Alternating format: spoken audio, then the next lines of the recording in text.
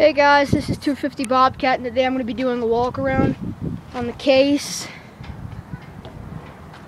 1845C.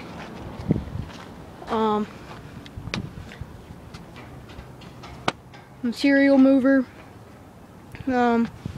hydraulics for the blade, stainless steel blade, rubber tires, a little weathered right there. The control, see, it's a little loose. Bucket or blade control, stainless steel right there. Hydraulics for the blade, in the Case emblem on the side. Air cooling, exhaust, gas tank. In there you can kind of see the engine and stuff in there. See the wires and stuff for the lighting. I don't know if this one has lights yet. It's got one on the back.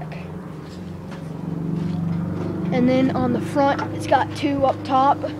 As usual, it's like steel netting, nice rubber seats, footrests.